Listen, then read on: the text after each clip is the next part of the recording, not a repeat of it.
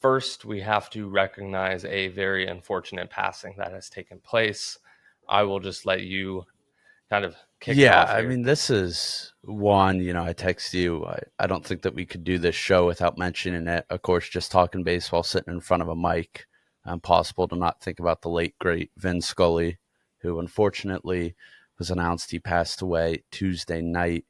Um, just very sad story. Of course, I don't think you can tell the story of Major League Baseball, and certainly not the story of the Dodgers, without Vin Scully, long time play-by-play radio guy for the Dodgers, 67 years for the Dodgers. Again, a career spanning from Jackie Robinson to Clayton Kershaw, spanning many championships from Brooklyn to Los Angeles, and just there's no one that will ever be like him or could be like Vin Scully. Just the amount of games I've just listened and the storytelling and what he did, and there's so many memories to share. But more than anything, just very sad day. Very overall, it's just sad time for baseball, for the organization. Obviously, the thoughts are with the Scully family. Leaves behind his wife, many grandchildren and children.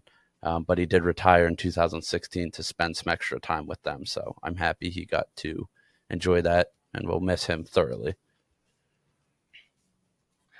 I mean, imagine being the broadcaster for a team for over 60 years. I mean, that's insane. And in that span, he was able to call so many unbelievable things, Dodgers and non-Dodger related, right? He called Buckner's error. He called 3 perfect games, which is kind of like unfathomable. I think 18 no 18 no hitters. Yeah. hitters. He called, yeah, he obviously called Kirk Gibson's famous home run, which is now in the intro, thanks to James. Um, he called Hank Aaron's 715th home run to pass Babe Ruth as number one all time. He called Joe Carter's home run, touch 'em all Joe in the World Series. And in football, he called the catch in the 1981 national, what is it even called? NFC Yep. Championship game, Joe Montana. So I He mean, called Masters you can't before. really even tell this. You can't even tell the story of sports without him. And he oftentimes would dual cast radio and TV at the same time through like the first 4 or 5 innings. Just kind of a remarkable career. I mean, I would say he is. I would put him at the number two most important person in the history of the Los Angeles Dodgers, a super storied franchise. Again, I mean, you can't. Clayton Kershaw said it best. One, he said no one can do it better than Vin, but I mean, there you can't tell the story of the Dodgers. The Dodgers are Vin Scully. I fully expect for that statue to go to center field in a line with Jackie Robinson and Sandy Koufax. And again, to have a radio guy at that level, it just speaks to how good he was. And he wasn't even a play-by-play guy. I mean, from the stories, some of the ones I've loved over the years, opening day, can't remember what year it was, maybe 2014 versus the Rockies. No, 2014 was for San Francisco. But on opening day around then with the Rockies, he told a 5 inning story on Greek mythology, all while calling a game in the middle. Incredible stories he's called on Madison Bumgarner and snakes and cutting snakes and rabbits and the origins of beards. I mean, he was a proper storyteller, a philosopher, a historian, and that's what made it so special.